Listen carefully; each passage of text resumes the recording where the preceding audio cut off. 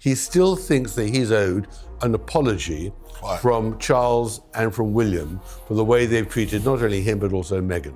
And he doesn't want to realize that it's his behavior, his writing for money, being so unbelievably disloyal, that has caused and aggravated the problem. This idea of a royal reconciliation, and we have some of the top aides having these super secret meetings here in London. Tom Bower, what was your reaction when you saw those headlines? I thought it was confection. I thought it was manipulation. I thought that it showed, firstly, Harry absolutely desperate. Meghan Markle thought she had one last power play up her sleeve, a carefully timed reconciliation leak, soft whispers of secret meetings, and headlines that screamed, "Royal peace talks begin." But behind the palace gates, there was no peace, only panic. And if this was her attempt to force her way back into the royal fold, it backfired spectacularly. Because this wasn't a comeback, it was a confession, one that exposed just how desperate Prince Harry really is and how deeply the royals want them gone. The accusation by Meghan, supported by Harry, that the royal family is racist. And her account of the conversations, which was a lie by her, to Harry when he first met Meghan, and that fabrication, the damage that did around the world, especially in Africa and Asia, about the royal family's image, has been and remains colossal. This was supposed to be a PR masterstroke. Instead, it sparked a royal firestorm, confirmed everyone's worst fears, and revealed something far more humiliating. Harry might not even be welcome in Britain after his father dies. Meghan's power move triggered a family reckoning, and what comes next could change the monarchy forever. All those things can be excusable as youth and all the rest of it. But the support of Meghan in her full story about the conversation, which was banter, and I know that from first hand, and was really inconsequential, to support that was his act of folly, because he was already a grown man at that stage.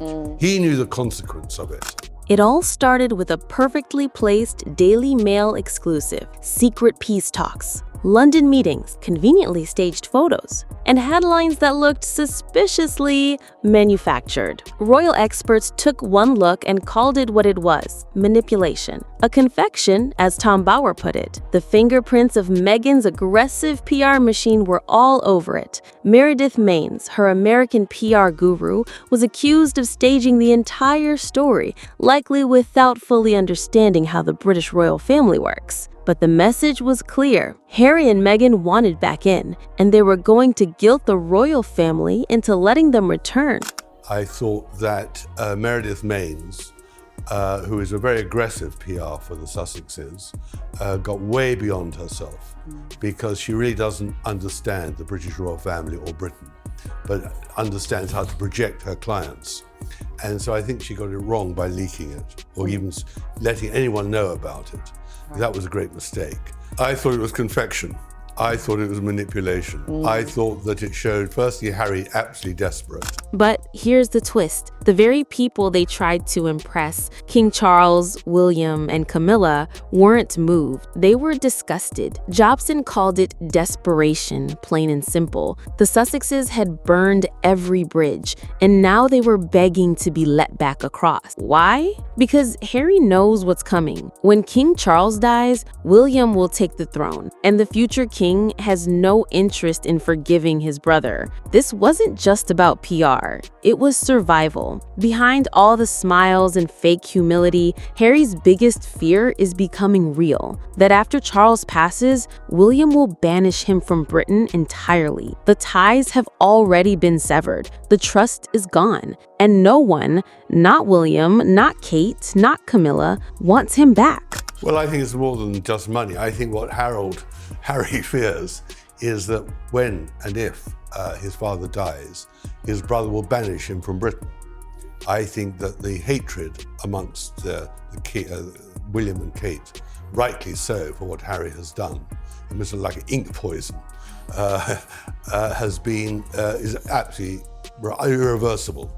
Think about that. The man once called the spare could soon become the exile. A prince with no power, no home, no purpose, and worst of all, no place left to hide. The leaked funeral planning stories only made things worse. The Telegraph revealed that even discussions about King Charles's funeral had caused internal outrage. William reportedly refused to allow Harry any role, and Charles, still battling cancer, was left caught between duty and damage control. So, Meghan and Harry launched a narrative. If the royal family wouldn't let them in privately, they'd force them publicly. And just like that, the illusion of reconciliation crumbled in real time. Both William and Camilla will be advising that this guy's had too many chances. You cannot trust him. You certainly can't trust his wife.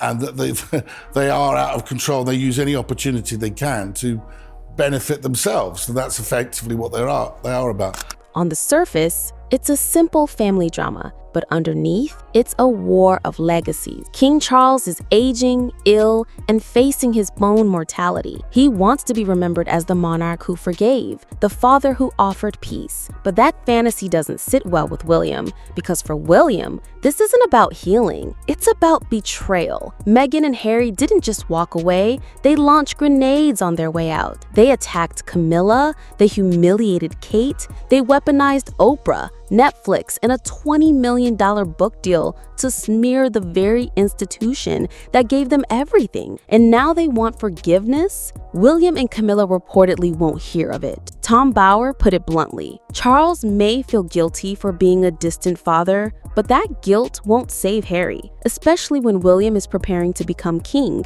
and doesn't want his reign haunted by the ghost of Spare Part 2. I think that the hatred amongst William and Kate, rightly so, for what Harry has done, and Mr. like ink poison, is absolutely irreversible. And what Harry fears is that once Charles passes on, he won't be let into Britain at all.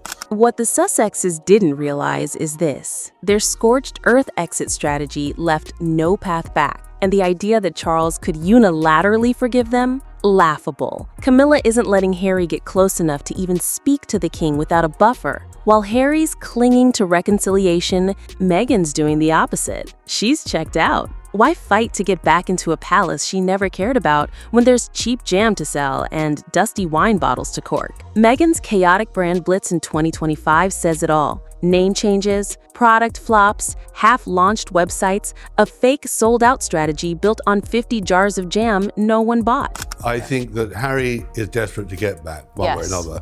Meghan couldn't care two hoots. Amen. She's selling her booze. She's in California. She doesn't want to come back here. Yeah. She's got what she needed. She's got a title. The C-rated actress is now a global star. She's got everything and money.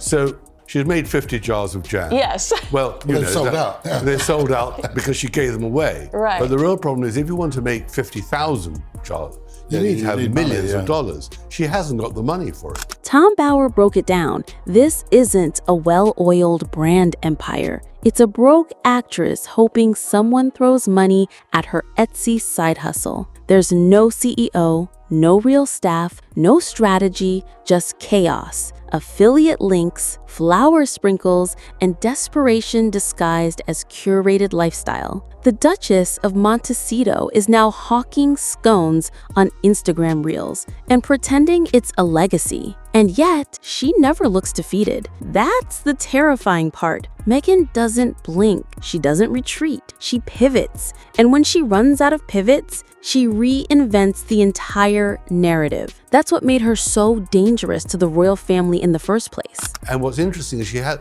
there isn't a CEO, there's no chief executive of the As Ever brand to actually develop her products. So there she is with all these ideas, but in the end, it all boils down to herself as the brand. Here's the thing about Meghan Markle. No one knows who she really is. One minute, she's a tear-streaked survivor telling Oprah the firm made her suicidal. The next, she's baking lemon cakes in someone else's kitchen while posting flower filters on Instagram. The shift is a whiplash. Is she a victim, a visionary, a duchess, or a disruptor? A podcaster, a lifestyle guru, or just a really committed rebrand gone off the rails? That's the problem. The product is Meghan, and no one's buying it anymore. Fans saw the Oprah interview and thought she's bitter. They watched the Netflix docuseries and thought she's angry. Now she wants to sell sweaters and jam and candles, and everyone's thinking, who is this woman? So there's Gwyneth Paltrow and Martha Stewart and the Kashadins, but who is Meghan? And that is the problem. And therefore, who is the brand? Unlike Gwyneth Paltrow or Martha Stewart, Meghan has no core identity, no consistency, no authenticity, just confusion wrapped in branding. And as Tom Bower pointed out, even her brand is haunted by insecurity. She's tried every title: Meghan Markle, Meghan Sussex, the Duchess of Sussex, the Tig V2, but none of them stick because none of them are real. They're costumes, and she keeps changing them faster than the public can keep up. But while Meghan spins and reinvents, Harry is falling apart. The man who once demanded privacy is now staging PR photo ops in Angola to recreate his mother's most iconic walk, complete with staged explosions and BBC cameras. It's not homage, it's not healing, it's performance art for a man with nowhere left to go. As Jobson said, he's playing the same card again, and this time, nobody's applauding. Victoria Award in the Telegraph, where they were talking about, and that upset the palace quite a lot about talking about funeral arrangements and things, and how William and Harry wanted him to be centre of that. Look, it's difficult to know. One thing I agree totally with Tom with is a reconciliation with William is not on the cards whatsoever.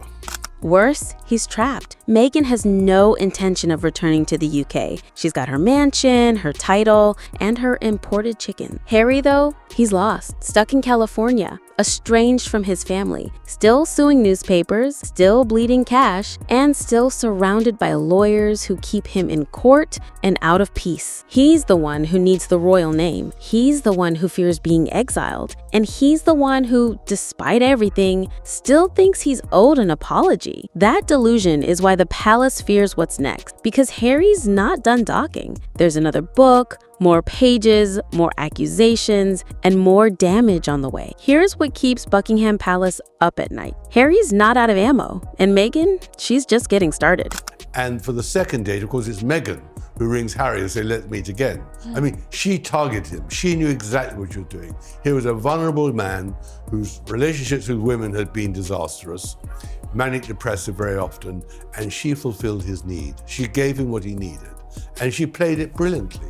She never intended to stay. Behind all the product launches and flower sprinkles, she's building something far more potent, a legacy war. And the battleground? Their kids. The American Prince and Princess Lilibet and Archie. Meghan's already secured their domain names. She's already writing nightly diary entries for them. And when the time comes, don't be surprised if the next big royal takedown is from Montecito's next generation. Groomed for Hollywood, not Highgrove. This isn't paranoia. This is strategy. A slow-motion cultural split. Britain versus America. William's kids versus Meghan's kids. And the crown knows it, because once those children are old enough to speak, the royal narrative becomes a family feud streamed in 4K. And you know what Meghan's problem still is? She doesn't get invited. Not to Met Gala, not to Super Bowl suites, not to A-list circles. She's got the title, but not the power. And that's why she keeps pushing.